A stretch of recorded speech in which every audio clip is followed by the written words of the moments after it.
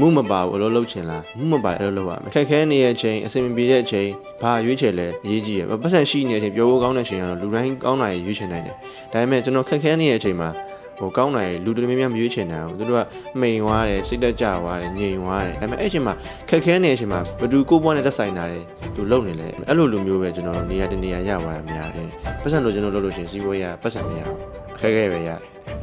်ကျွန်တော်အတွေ့ပါနော်စီးပွားရေး background ကမလာဘဲနဲ့လူငယ်စီးပွားရေးလုပ်ငန်းရှင်ဘယ်လိုဖြစ်နိုင်မလဲဒါကိုကျွန်တော်ဒီဗီဒီယိုမှာအဓိကပြောသွားပေးမယ်ကျွန်တော်ဆိုလို့ရှိရင်ဒီအဖေကဝင်တယ်အမေကလည်းအိမ်အောင်ရှင်မပေါ့နော်အဖေကဒီဈေးရောက်လို့ရှိရင်ရှစ်တယ်လို့ထင်တယ်ဒါရမိဘလွှမ်းမိုးတဲ့အရာတွေပေါ့နော်အဲ့တော့ကိုကဘယ်လိုမျိုးစီးပွားရေးလုပ်ငန်းရှင်ဘယ်လိုဖြစ်နိုင်မလဲအဲ့တော့ကျွန်တော်ဒီဗီဒီယိုမှာအဓိကဆွေးနွေးသွားပေးမယ်ပေါ့ပထမဆုံးတစ်ခုကတော့ wine business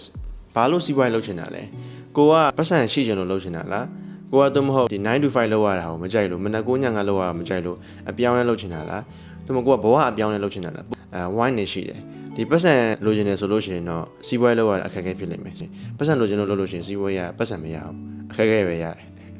ကျွန်တော်တွေ့ပါနော်ဆိုတော့စီးပွားရေးတစ်ခုကဘာကြောင့်လုပ်ချင်တာလဲအဲ့ဒါကိုကိုအရင်ဆုံးသိရမယ်ဘွာဘေးတာဝန်ကိုတမိုင်းဘေးတာဝန်နဲ့ဒီစီးပွားရေးနဲ့ဘယ်လိုချိတ်ဆက်နေလဲအဲ့ဒါကိုချိတ်ဆက်ပြီးတော့ဒီကို wine သိလာရမယ်ဆိုတော့နံပါတ်1ကတော့ကိုဘာလို့စီးပွားရေးလုပ်ချင်တာလဲကိုရှင်းရှင်းလင်းသိရမယ် wine business ပေါ့ wine business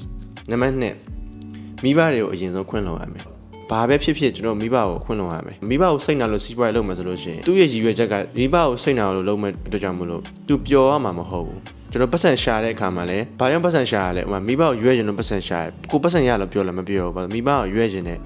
wine ဖြစ်နေလို့ဆိုတော့နံပါတ်2ကတော့ကျွန်တော်မိဘကိုခွင့်လွှတ်ရမယ်နံပါတ်3ပတ်စံအကြောင်းနားလဲရမယ်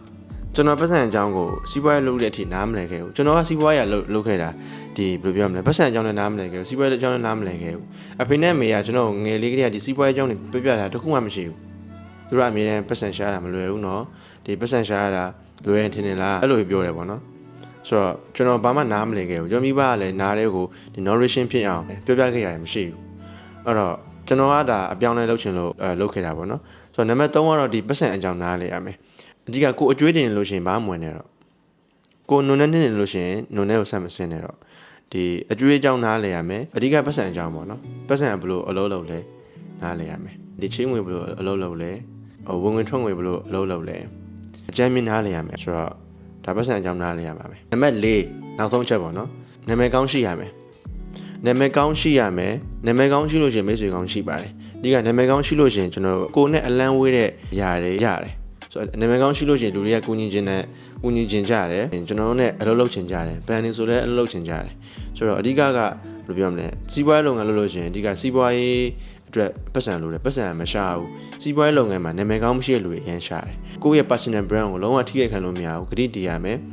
အခက်ခဲရလွန်းရှိရပဲကျွန်တော်ဆိုလို့ရှိရင်အခက်ခဲအများကြီးရှိခဲ့တယ်ရှိလဲရှိနေတော့မယ်ဒီကအခက်ခဲတွေမှာကိုဘာဆက်လုပ်ရလဲကိုကျွန်တော်ကအာယုံဆိုင်ရမှာမယ်မှုမပါဘူးအလုပ်လုပ်ချင်လား